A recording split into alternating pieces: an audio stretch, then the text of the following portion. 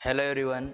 आज की क्लास में हम चैप्टर 4 वंशागति तथा विविधता के सिद्धांत इस चैप्टर के ऑब्जेक्टिव क्वेश्चन की प्रैक्टिस करने वाले हैं।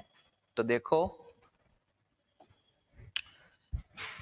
चैप्टर 4 है वंशागति तथा विविधता के सिद्धांत। दिया हुआ है सबसे पहले पहला प्रश्न,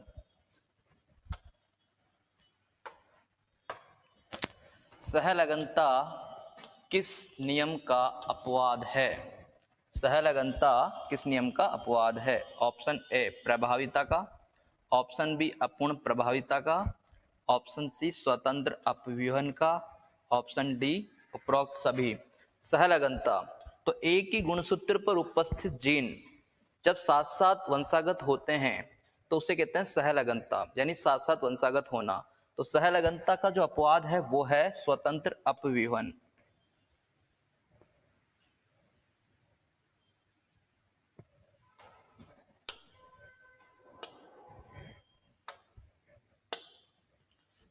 कौन सा हो जाएगा? स्वतंत्र अपव्यूहन का नियम। आगे देखो, मॉर्गन ने किस जीव में वंशागति के गुणसूत्र सिद्धांत का सत्यापन किया? वंशागति के गुणसूत्रीय सिद्धांत का सत्यापन किसने किया? मॉर्गन ने। तो किसमें किया? ए मक्खी में, बी मधुमक्खी में, सी फल मक्खी में, डी इनमें से कोई नहीं। तो आंसर है इसका फल मक्खी ड्रोसोफिला। किसमें किया? ड्रोसोफिला में।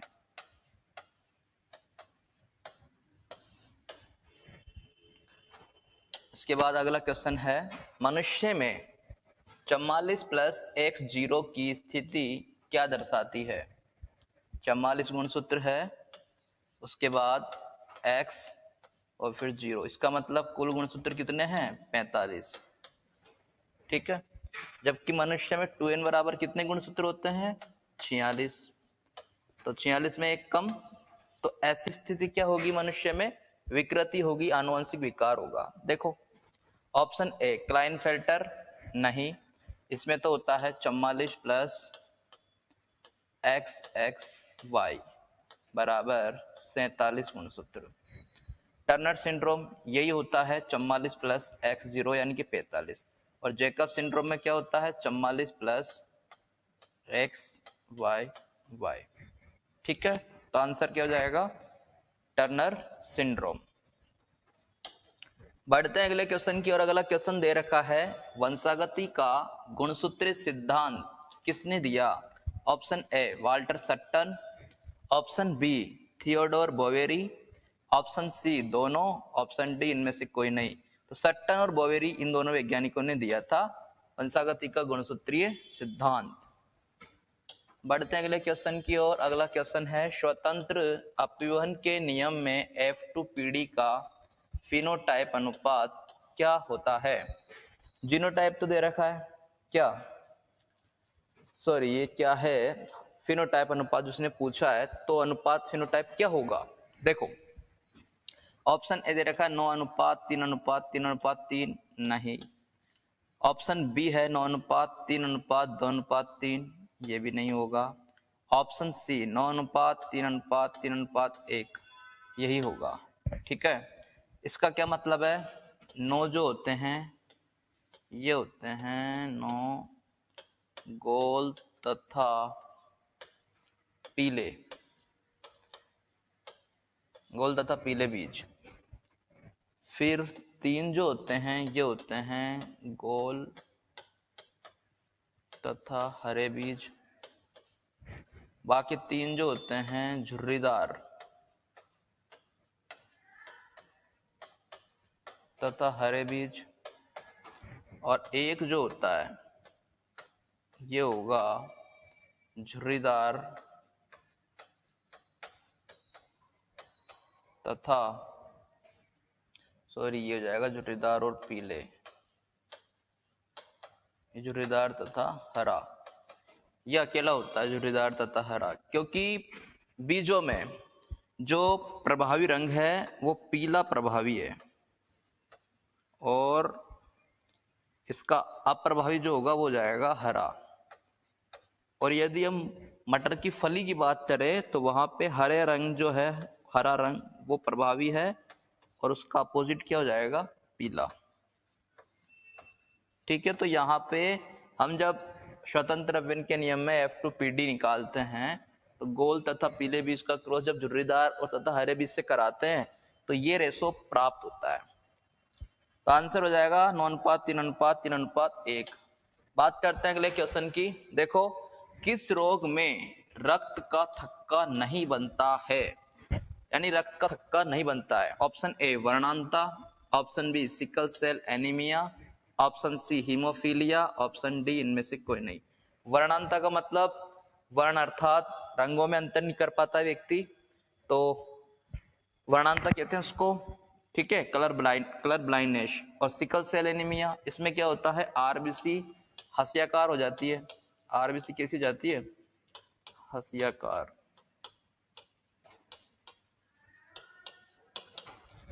हीमोफीलिया, इसी को कहते हैं अधिरक्तस्राव,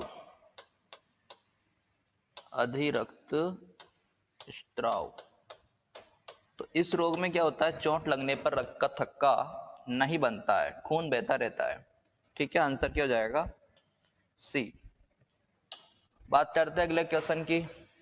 बिंदु उत्परिवर्तन के कारण होने वाला रोग है, यानी कि बिंदु उत्परिवर्तन के कारण होने वाला रोग। अब इसको बिंदु उत्परिवर्तन को जीन उत्परिवर्तन भी कहते हैं।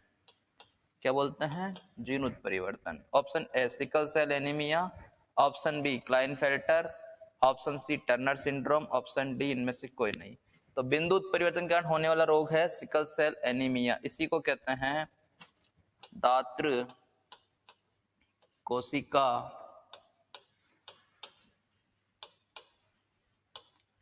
अरक्तता, अरक्तता। ठीक है, बात करते हैं अगले क्वेश्चन की। मादा कुक्कुट में लैंगिक गुणसूत्र होते हैं, यानी कि मुर्गी में पूछा है कि लैंगिक गुणसूत्र क्या होता है, ZW, क्योंकि यहाँ पर पक्षियों में जेड और ZW प्रकार के लैंगिक गुणसूत्र होते हैं। नर पक्षी में जेड अर्थात ये होते हैं समयुग्मकी, और ये हो जाएगी मादा पक्षी। क्या हो जाएगा, विषम युग्मकी।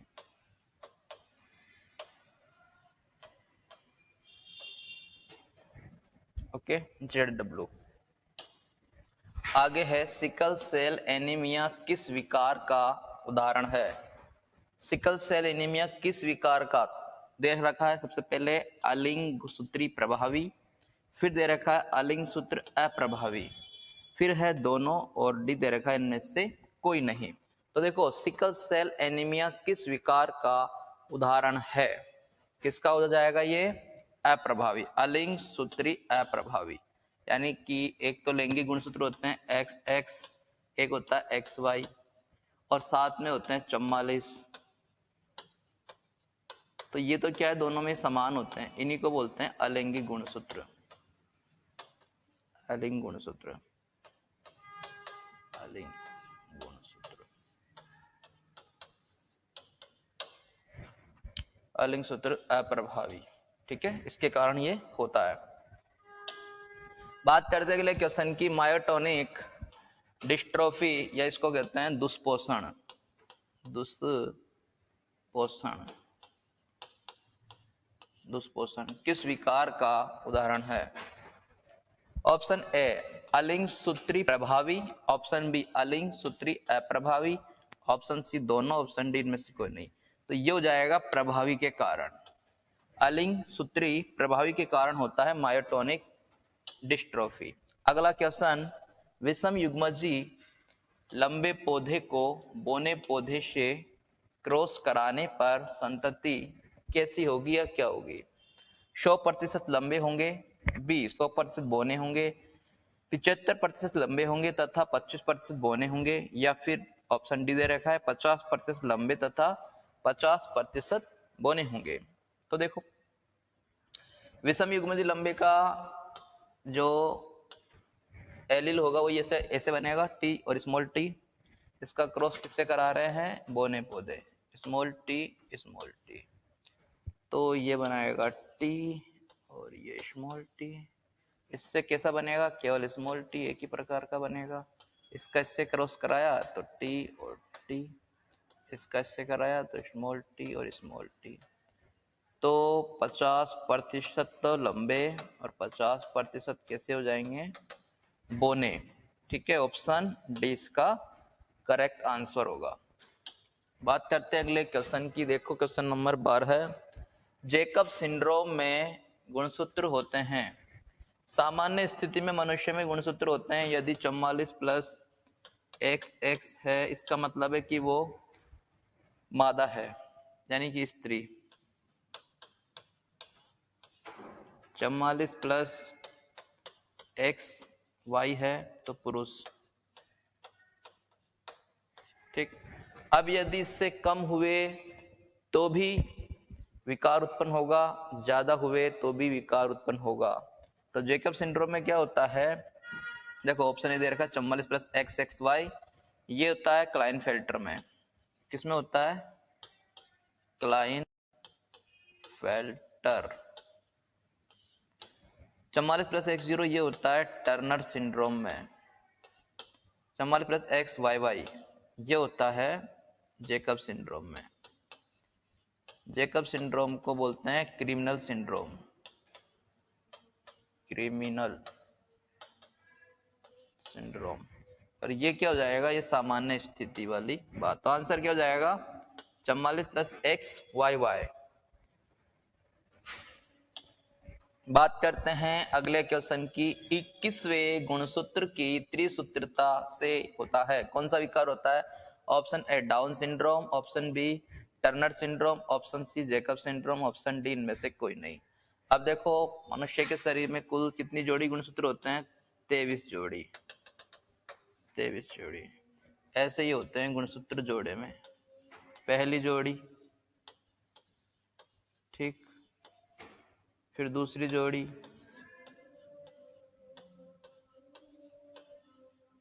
फिर ऐसे ही तीसरी जोड़ी। वैसे ही क्या होगा 21वीं जोड़ी, 21वीं जोड़ी जो गुणसूत्र होगा उसमें क्या है, त्रिसूत्रता। त्रिसूत्रता का मतलब है कि ऐसे 3 गुणसूत्र हो जाएंगे। तो त्रिसूत्रता के कारण जो होता है वो है डाउन सिंड्रोम। डाउन सिंड्रोम को ही बोलते हैं मंगोलिज्म या मंगोलियाई मूर्ख या मंगोलिता। इसमें क्या होता है, इस रोग में कद छोटा व्यक्ति, बोना, अंगुली ठूंठदार, होठ कटे हुए, मुंह लटका हुआ, ऐसे इसमें लक्षण इसके होते हैं। तो आंसर क्या हो जाएगा, डाउन सिंड्रोम। वैज्ञानिक डाउन ने इसकी खोज की थी, उसके बारे में बताया था। अगला क्वेश्चन है कि वर्णांधता, कलर ब्लाइंडनेस में व्यक्ति को कौन से रंगों में अंतर नहीं होता है, कौन से रंगों की पहचान नहीं कर पाता है, वो कौन से रंग उसको स्पष्ट रूप से पता नहीं चल पाता है कि कौन सा है। तो देखो लाल, नीला, हरा और डी दे रखा है उपरोक्त सभी।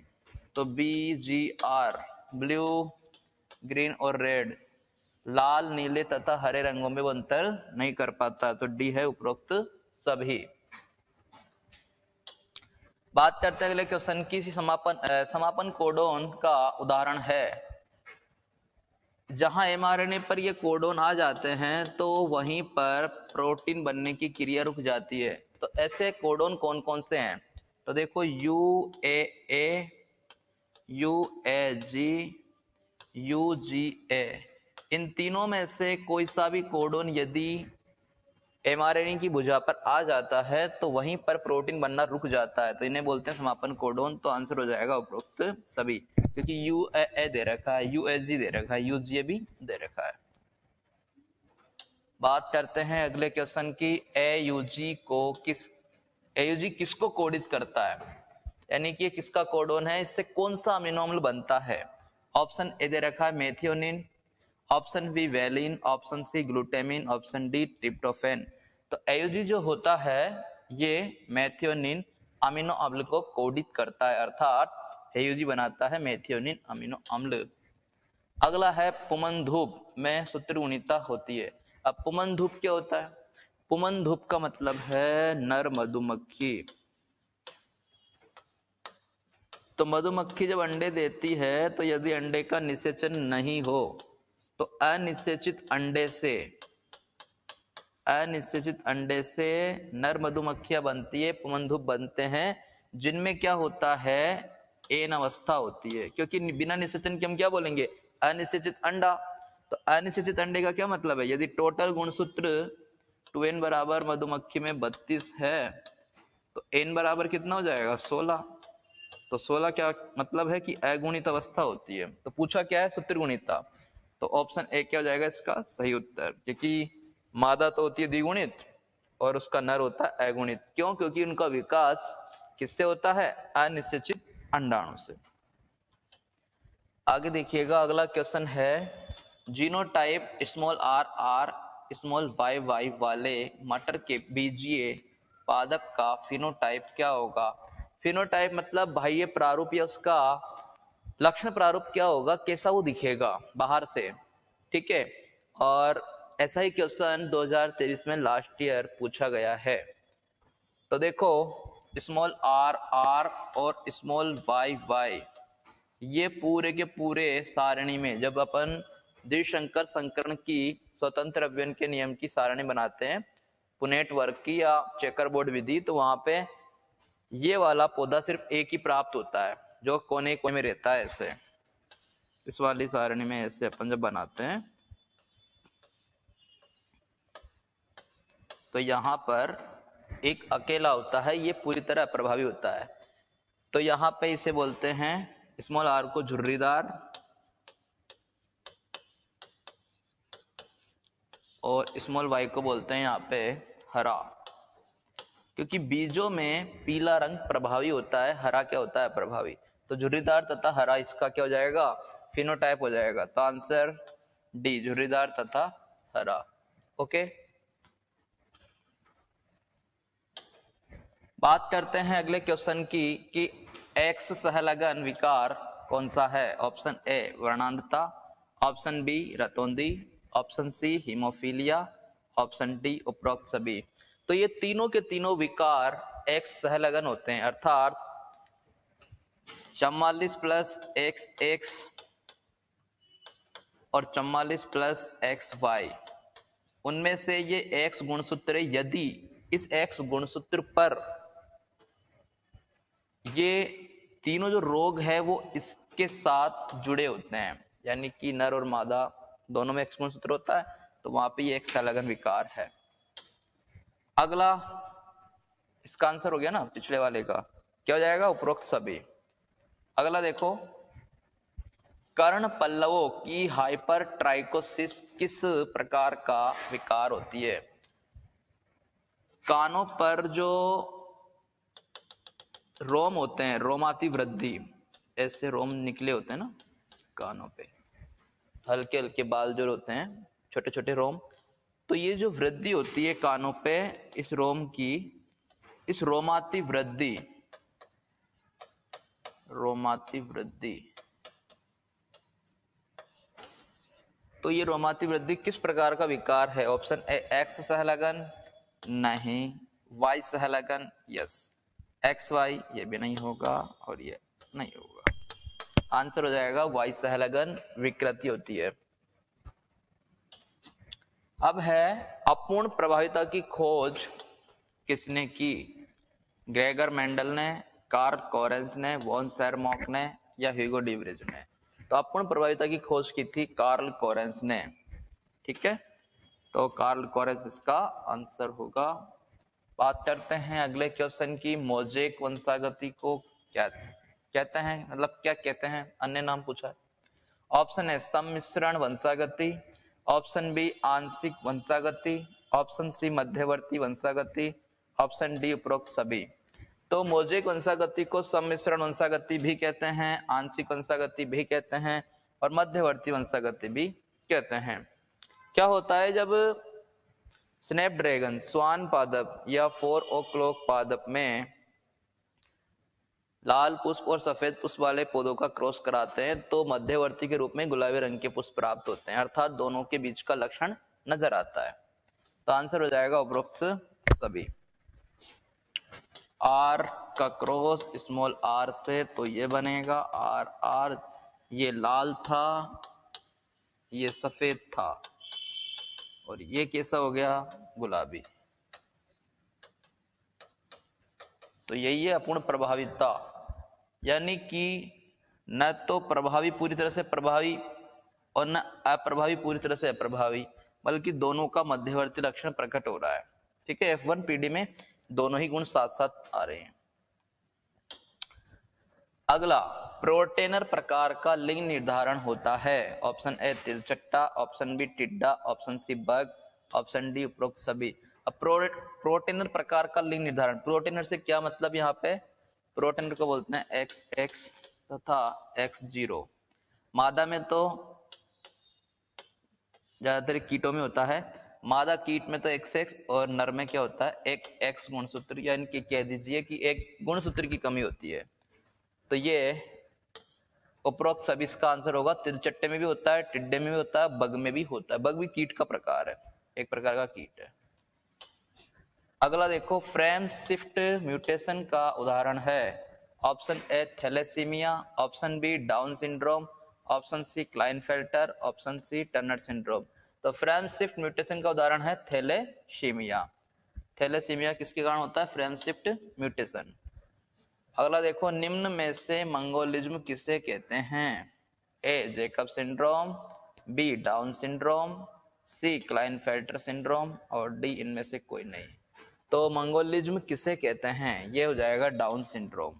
ठीक है, जो 21वीं जोड़ी गुणसूत्र की त्रिसूत्रता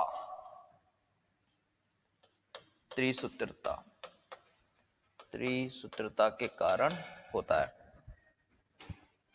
आगे देखो, अगला क्वेश्चन है, मेंडल के नियमों की पुनः खोज किसने की। Option A Hugo de Vries, option B Carl Correns, option C von Tschermak, option D उपरोक्त सभी।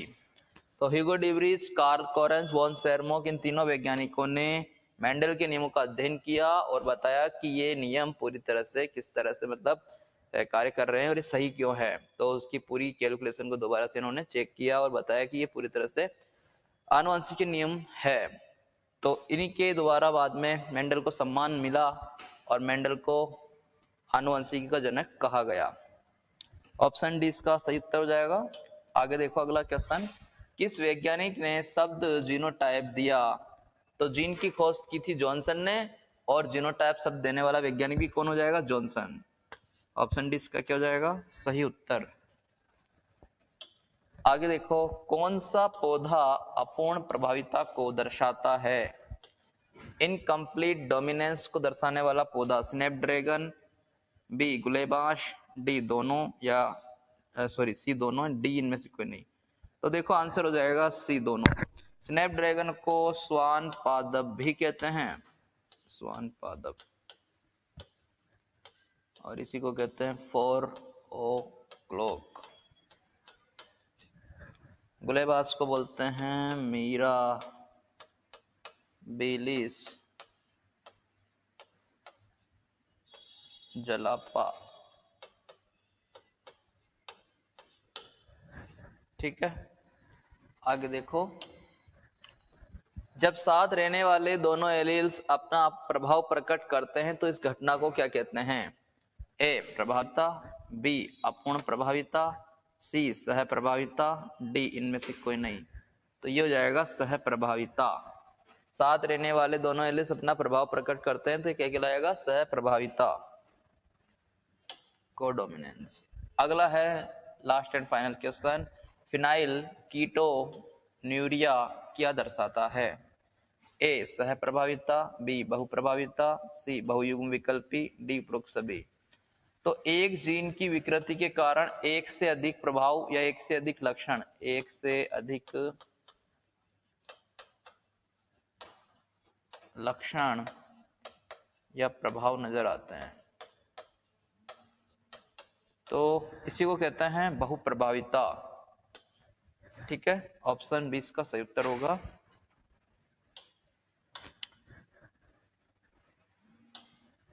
ओके, आज की क्लास में इतना ही, मिलते हैं फिर किसी नेक्स्ट क्लास में, तब तक के लिए थैंक यू।